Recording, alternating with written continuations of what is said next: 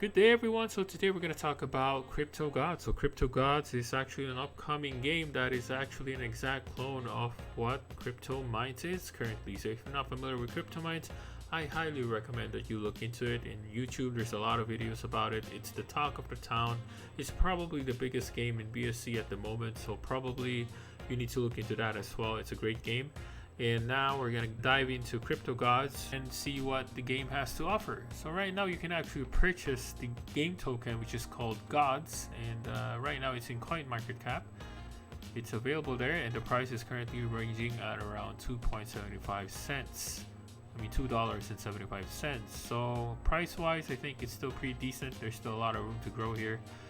But again, the most important thing is that the Cryptogodz is using the Oracle token. I mean the Oracle system, which is the same as Cryptomines, which is being applied right now.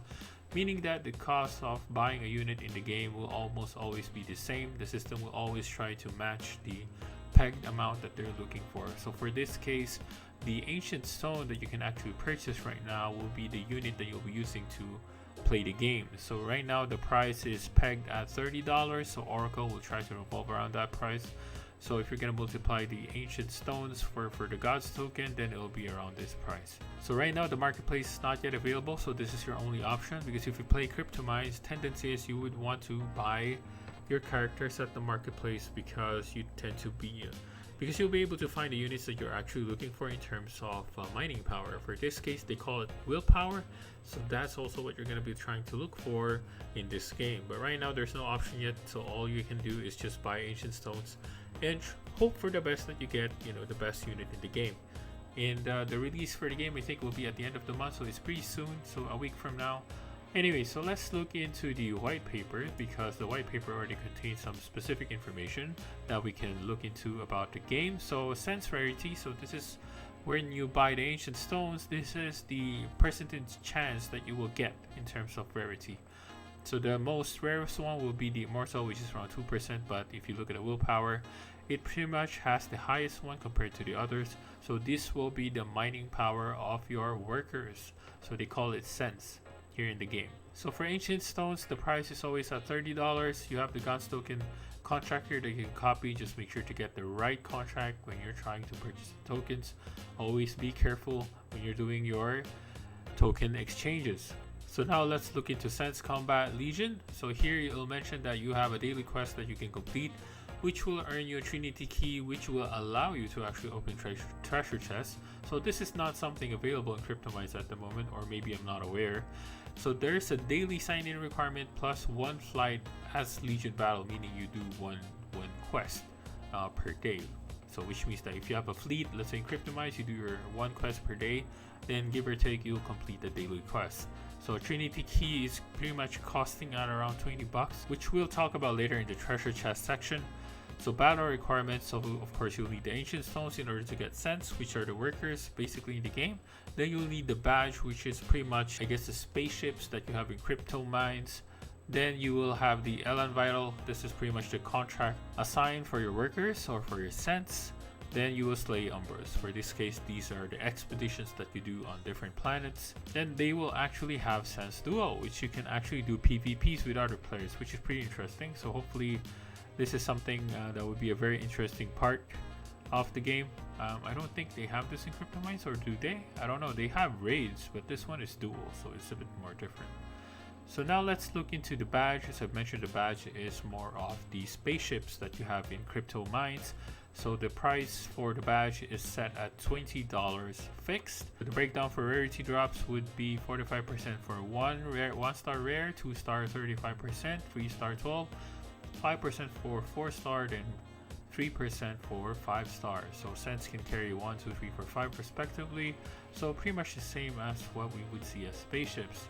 Then Elan Vital, as I mentioned, these are the contracts that you need to have for your workers. For this case, for your sense. So they are fixed at $7, $12, and $22. So I guess it's cheaper if you try to get to more days, but really up to you. Now rewards table, so pretty much similar to Cryptomines, as I've said. So they have just different breakdowns in terms of willpower requirements. So they go incremental for 150, 150.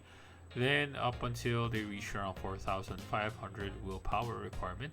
And they have the win rate percentage here, so you can see the amounts that you will get in USD. So this is already cast in stone, so pretty much this is what you're going to be expecting when you're doing your expeditions for your cents, or for you doing battles for your cents. They will also have bonus win rate, as similar again to Cryptomine. So for every excess 500 willpower, you will get an additional 10% win rate, to a maximum of 90% in the total success rate of that event. So for example, let's say here in 4,500 mining power or 4,500 willpower, you only have a 40% chance.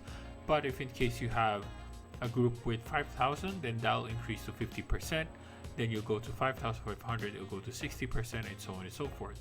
So at least that makes your maximum risk, that makes your risk decrease by a lot, so which is very good, which I think a lot of people are also doing for high level, high budget expeditions in crypto mines. So for Oracle based gameplays, as I mentioned, pretty much everything in terms of cost will be pretty much the same. Of course, there will be differences if you try to purchase in the marketplace, so of course prices are determined by the players, so you can't control that one.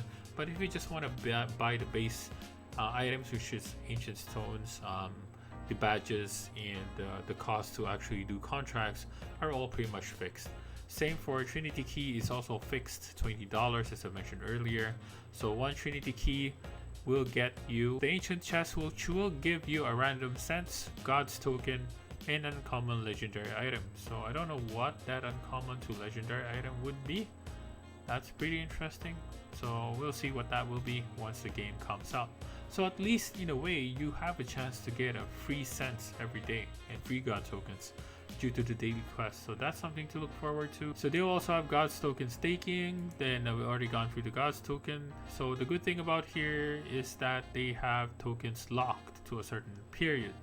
So for the seed sale, they have unlocked, it will unlock 20% per month. Their pre-sale would be mixed, lock and unlock, but they didn't specify how the breakdown that would be.